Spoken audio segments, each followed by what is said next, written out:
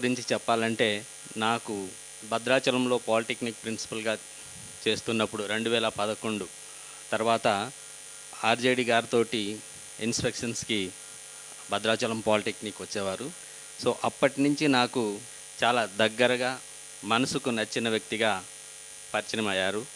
ఇన్స్పెక్షన్కి వచ్చినప్పుడు సారు అక్కడ ఎన్విరాన్మెంట్, మేము ఫాలో అయిన ప్రొసీజర్సు, పిల్లలకి చేసే సేవలు చూసి సార్ మెచ్చుకునే విధానము, గైడెన్సు, అసలు మాట్లాడే విధానం చూసి అప్పుడే చాలా మంచిగా అనిపించేది.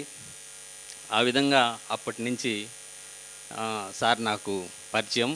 సో ఇన్స్పెక్షన్కి వచ్చినప్పుడే అని కాదు, తర్వాత కూడా ఎప్పుడు ఇలా చేయాలి అలా చేయాలి మంచి గైడెన్స్ ఇస్తూ మంచిగా ప్రోత్సహించేవారు.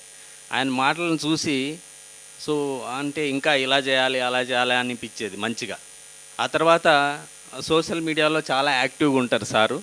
తను చేసే యాక్టివిటీస్ కానీ, తను చేసే ప్రోగ్రామ్స్ కానీ చాలా యాక్టివ్గా ఉండేవారు. సోషల్ మీడియాలో కూడా సార్ని ఫాలో అవుతూ ఎప్పుడు అప్పటి నుంచి చక్కగా మంచి విషయాలు, మంచిగా ఎంకరేజ్మెంట్ అని చూస్తే మోటివేషన్, మంచి ఇంకా చేయాలి, ఈ విధంగా మనం సొసైటీలో ఉండాలి అనిపించేది.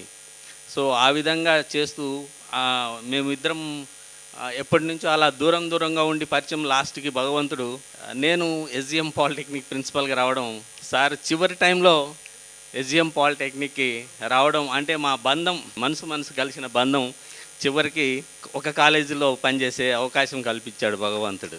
అలాంటి మంచి వ్యక్తి ఈ డిపార్ట్మెంట్ నుంచి రిటైర్ అయిపోతున్నందుకు చాలా బాధగా ఉన్న ప్రజెంట్ సిచ్యువేషన్లో సో ఇన్ని సంవత్సరాలు కష్టపడి చేశారు. ఇప్పటి నుంచి విశ్రాంతి తీసుకుంటూ మంచిగా తన ఫ్యామిలీతోటి, పిల్లలతోటి హ్యాపీగా గడపాలని, ఆ దేవుడు మంచి చేయాలని కోరుకుంటూ